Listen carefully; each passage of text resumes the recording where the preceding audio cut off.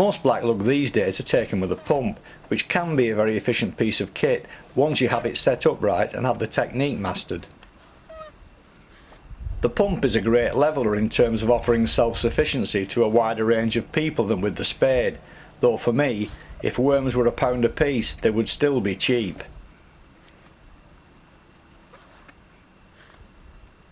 I personally prefer digging.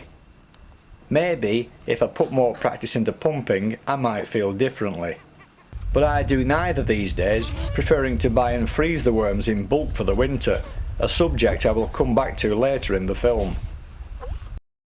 One of the main problems with digging is availability of suitable spades. Every digger I know makes his own by cutting down a standard spade to suit his personal preference, then removing the wooden shaft to have the tubular part of the shaft heated with a blowtorch and straightened so that it will dig down more efficiently. The other essential piece of kit is a bucket with holes in it to let the blood-tainted water out to prevent the worms from going soft during digging, and later after washing before leaving the beach. Not all beaches have Blacklug, and even on beaches that do, not all of the casts will be made by them. Blowlug, which are smaller and can't be frozen, are usually the dominant worm species on most beaches. Typically, these leave two telltale signs. As they live in U-shaped burrows, there will be a cast which is usually quite large and heaped up like a pile of rope at one end, and a small depression often filled with water at the other. When digging individual blowlug, the trick is matching up the right pair. Blacklug are different in that they make a deeper vertical burrow marked by a smaller, neater cast, rather like a small coil of rope.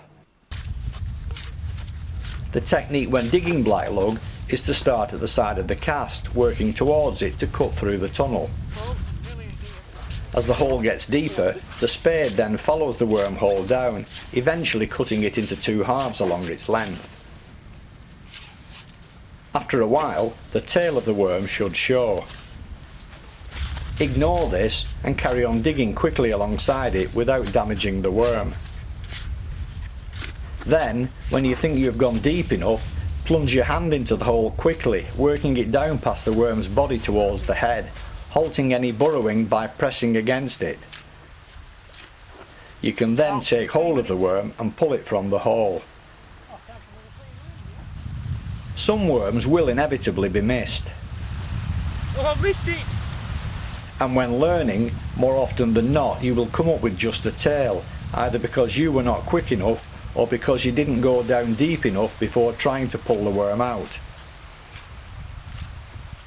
For those who may think that digging is a slow hit or miss technique, take a look at this footage of an experienced worm digger in action.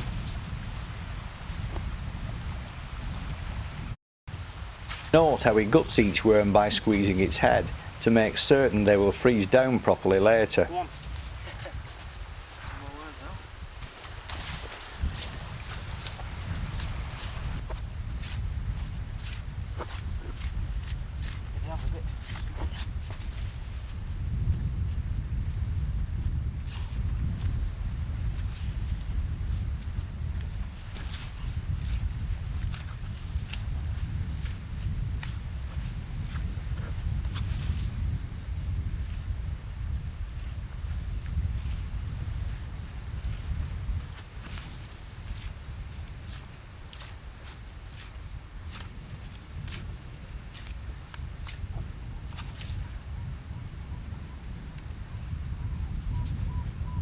The best time, obviously, either to dig or to pump is at low water on a big spring tide.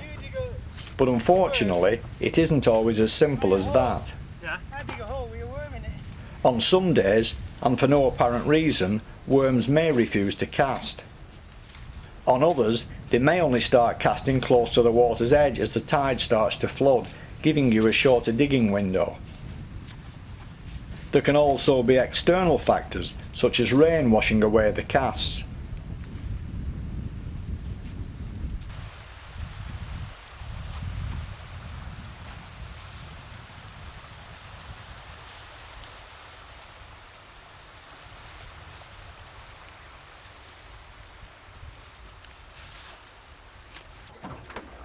Some people I know refuse to fish unless they have fresh bait on board.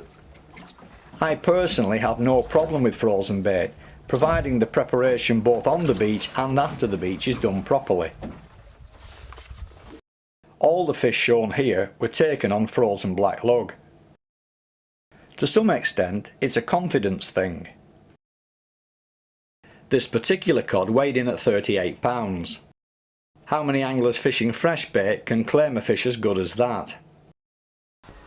You really ought to be with the digger on the beach, then away off home with the worms the instant he has finished washing them off.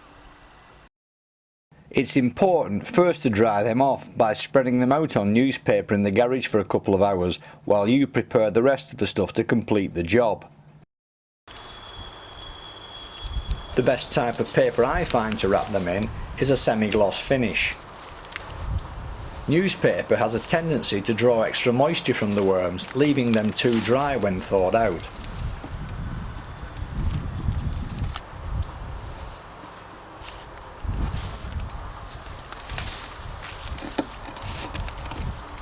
Here the worms are being wrapped in tens, with particular attention paid not to wrap them too tightly or to allow them to touch each other.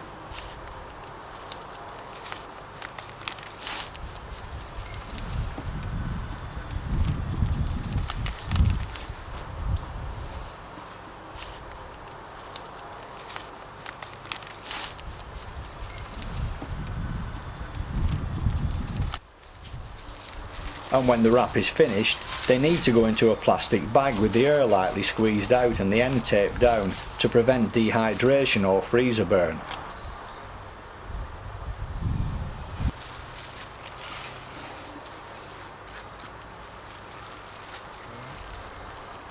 Prepared like this in the autumn, they should easily last until the following spring. But if you want them to last even longer, then industrial strength vacuum packing is the answer. To my certain knowledge, these particular packs have lasted as long as 3 years in the freezer.